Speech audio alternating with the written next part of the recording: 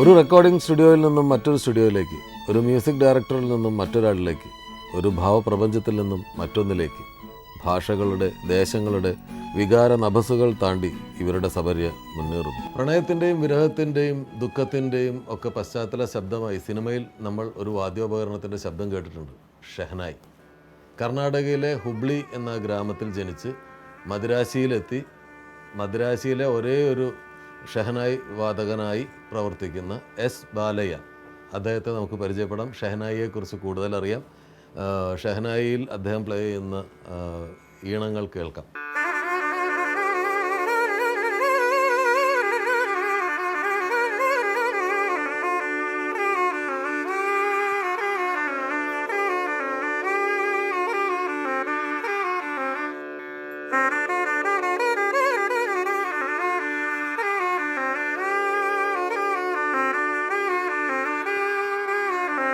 அப்பா பேர் என்ன?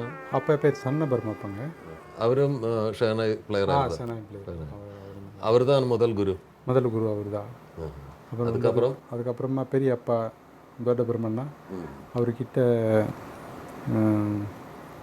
படித்தேங்க. அதுக்கப்புறம் டிபி ஹெரேமாட், கோதன் சாலுங்கி, அப்புறமா கடைசியில் வந்து பிஸ்மில்லா கான்ஜி, உஸ்தாத் பிஸ்மில்லா கான் அவர் தான். இப்போ சென்னையில் நீங்கள் மட்டும்தான் இருக்குதுன்னு நான் கேள்விப்பட்டேன். இந்த ஷெஹனாய் பிளேயராக நீங்கள் மட்டும்தான் இருக்க ரெக்கார்டிங்க்கு வாசிக்கிறதுக்கு. சரி, சென்னையில். அது ஏன் நிறைய பேர் இந்த செக்ஷனில் வராமல் இருக்குது? அது கொஞ்சம் ரொம்ப டஃப் இன்ஸ்ட்ருமெண்ட்டுங்க. Tough instrument. ஆமாம், அது சாதாரண அவ்வளோ வாசிக்கிறது ரொம்ப கஷ்டம். சாதாரண ப்ராக்டிஸ் பண்ணி அதோட ஸ்பெஷாலிட்டி அந்த ரீடு செலக்ட் பண்ணுறது தான். ரீடு, அப்புறமா அது வந்துட்டு செட்டிங் இருக்குது அதுக்கு. அது மோர் பீஸ் ரீடு, அப்புறமா அது ப்ளோயிங்கில் வந்துட்டு நிறைய இசையை கற்றுக்கணும். இசையை கற்றுக்கணும் தானே அதில் அது மூலமாக அந்த சேனலை அடுக்க முடியும். அப்போ வாய்ப்பாட்டு படிக்கணும். ஆமாம். அப்போ எத்தனை வருஷம் வாய்ப்பாட்டு படிச்சிருக்கு? அது நான் 12 இயர்ஸ் ஓல்டு. அப்போலேருந்து அப்படியே செனாய், இந்துஸ்தானி வாய்ப்பாட்டு, அப்படியே ரெண்டுமே அப்படியே சென்னையில் வாய்ப்பாட்டு என்ன வருது அதில் சென்னையில் ப்ளே பண்ணுவேன். இப்போ ஏதாவது சினிமாவில் வாய்ப்பாட்டு பாடியிருக்கு. ஏதாவது ஃபிலிம்ஸ் நேம் என்ன ரீ-ரெக்கார்டிங், சாங் ரெக்கார்டிங்கில் நிறைய சாங்கில் பாடியிருக்கேன். விருத்தம் மாதிரி எல்லாம் பாடும்ல சில பாட்டு ஆரம்பிக்கும்போது பிகினிங்கில் அந்த ஹை பிச்சில். ஆமாம், அது எல்லாம் பாடியிருக்கிறேன். நடுவில் ராஜசாரி கிட்ட பாடியிருக்கிறேங்க. ராஜசார் கிட்ட பாடிருக்கேன். அந்த மாதிரி நிறைய. ஏதோ ஒரு விருத்தம் பாடலாமா?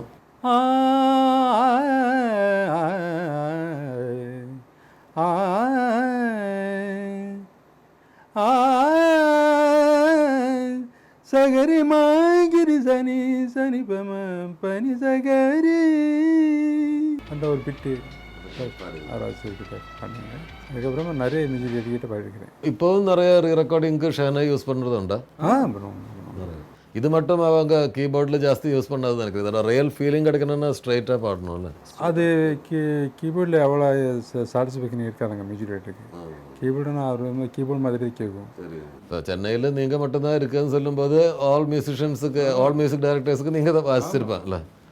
இப்போ ரீரெக்கார்டிங்கில் தான் நிறைய யூஸ் பண்ணும் சாதாரணமாக. சாங்கில் கூட நிறைய யூஸ் பண்ணுவாங்க. சாங்கில் ஃபோக் சாங், அப்புறம் வெஸ்டர்ன் சாங்ஸில் கூட யூஸ் பண்ணியிருக்காங்க. இப்போ ஃபியூஷன் மாதிரி எல்லாம் யூஸ் பண்ணுவாங்க.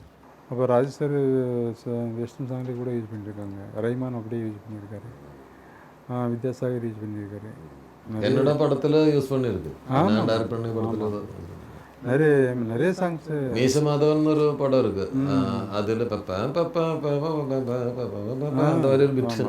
அடுத்த ஜென்ரேஷனில் யாராவது வருதா இந்த ஷெஹனாய் ப்ளே பண்ணி? உங்கள் சன் ப்ராக்டிஸ் பண்ணிட்டு இருக்காருங்க. கிளாசிக்கல் கச்சேரிக்கெல்லாம் எனக்கு கூட வராரு. கிளாசிக்கல் கச்சேரிகள் கூப்பிட்டு போய் இந்த சினிமா டெக்னிக்கானா இதுக்கு நான் என்ன கூப்பிட்டு வரல. ரெக்கார்டிங் என்ன கூப்பிட்டு வரல. கொஞ்சம் அவன் வந்துட்டு இங்கே ரெக்கார்டிங்கில் கொஞ்சம் பழணும் கூட கூப்பிட்டு வந்துட்டு கொஞ்சம் இது எல்லாம் டெக்னிக் கொஞ்சம் பழக்கம் பண்ணுவேன். சினிமா ப்ளே பண்ணுறது டிஃப்ரெண்ட் ஆர்ட் இல்லை? இது வேறு சமாச்சாரம். இது ஒரே இன்ஸ்ட்ருமெண்ட்டில் ஆள் சுற்றி வாசிக்கணும். ஆள் சுற்றி என்ன கீ அவங்க சொல்லுவாங்க அந்த கீழே வாசிக்கணும். அதான் மெயின். கிளாசிக்கல்னா ஒரே சுருத்தியிலே வச்சுப்போம் ஒரே சுருத்தி. எப்போயாவது கம்போசிங்கை பற்றி ஃபிலிம் சாங்ஸ் கம்போஸ் பண்ணுற மாதிரி திங்க் பண்ணியிருக்கேன்? பண்ணி வச்சுருக்குறேங்க. இன்னும் வழி யாருக்கும் இன்னும் இது வரைக்கும் காமிக்கல. அதான் இப்போ பண்ணி ரெடி இருக்குது, பண்ணி ரெடி வச்சுருக்குறேங்க. All the best. നിങ്ങളൊരു മ്യൂസിക് ഡയറക്ടറെ കൂടെ പേരെടുക്കട്ടെ. എല്ലാ വാഴ്ത്തുക്കൾ. വണക്കം. Thank U.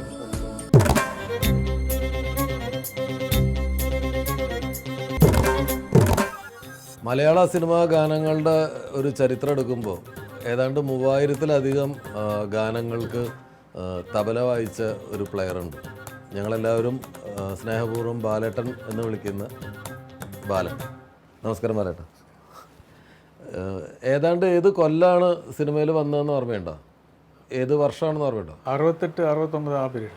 68 ഞാൻ വരുന്നത്. 68. നാട്ടിലെവിടെയാണ് സ്ഥലം? വടകര. ആദ്യം വർക്ക് ചെയ്യുന്നത് ആരുടെ കൂടെയായിരുന്നു? ചിദംബരനാഥ് സാറിൻ്റെ. ചിദംബരം സാർ, രാജാമണിയേട്ടൻ്റെ ഫാദറിൻ്റെ അച്ഛൻ്റെ. പിന്നീട് രാജാമണിയേട്ടൻ്റെ ഒപ്പം വർക്ക് ചെയ്തു.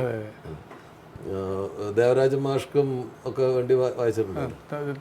ടൈമിംഗ് ഇൻസ്ട്രുമെൻ്റ് ഒക്കെ വായിച്ചിട്ടുണ്ട്. കോറസ് പാടിയിട്ടുണ്ട്. ദേവരാജ മാഷ്ക്ക്, പിന്നെ ദക്ഷിണാമൂർത്തി സ്വാമികൾ, പിന്നെ രാഘവ മാസ്റ്റർ, അതുപോലെ അർജുന മാഷ്, ഏറ്റവും പിന്നെയുള്ള രവിയേട്ടൻ, ജോൺസൺ, അങ്ങനെ. തബലിസ്റ്റ് എന്നുള്ള രീതിയിൽ ഇപ്പോൾ തബലയ്ക്കൊക്കെ ഉള്ള ഒരു പ്രാധാന്യം, ലൈവായിട്ട് വായിക്കുന്നതിൻ്റെ പ്രാധാന്യം സിനിമയിൽ കുറഞ്ഞിട്ടുണ്ടോ? ഒരുപാട് കുറഞ്ഞു. എല്ലാം ഇപ്പം മിക്സിങ്ങിലായി. പിന്നെ കമ്പ്യൂട്ടർ വന്നതോടുകൂടി പിന്നെ പല്ലവിനട ഒരു 8 ബാറ്, പിന്നെ അതിൻ്റെ ലീഡ്, അതിൻ്റെ ലാൻഡിങ് അങ്ങനെ വായിച്ചിട്ട് അവർ റെഡി. മറ്റങ്ങനെയല്ല, എല്ലാവരും ഒന്നിച്ചിരുന്ന് വായിക്കണം. ഒരുപാട് തീരുന്നവരെ ശരിക്കും ശ്വാസം എടുത്തവരെ പേടിച്ചിട്ടാണ്. ബാലേട്ടൻ്റെ മക്കളിൽ ആരെങ്കിലും ഈ ഫീൽഡിൽ വന്നിട്ടുണ്ടോ? മോൻ വന്നിട്ടുണ്ട്. മോൻ എന്താ പ്ലേ ചെയ്യണം? കീബോർഡ്. മലയാളികൾ കാണേണ്ട ഒരാളാണ് ബാലേട്ടൻ. അതിനാണ് ഈ പ്രോഗ്രാമിൽ ബാലേട്ടൻ വരികയും ബാലേട്ടൻ അവർ കാണുകയും ചെയ്യണം. കാരണം പലപ്പോഴും പല പാട്ടുകളിലും നമ്മളൊരുപാട് ആഹ്ലാദിപ്പിച്ചിട്ടുള്ള ഒരുപാട് പാട്ടുകളുടെ പശ്ചാത്തലത്തിൽ തബല വായിച്ചിട്ടുള്ളത് ബാലേട്ടനാണെന്നുള്ളത് മലയാളികൾ അറിയണം. അതാണ് കണ്ടുമുട്ടലിൻ്റെ ഉദ്ദേശം. വന്നതിനും ഞങ്ങളോടൊപ്പം സഹകരിച്ചതിനും.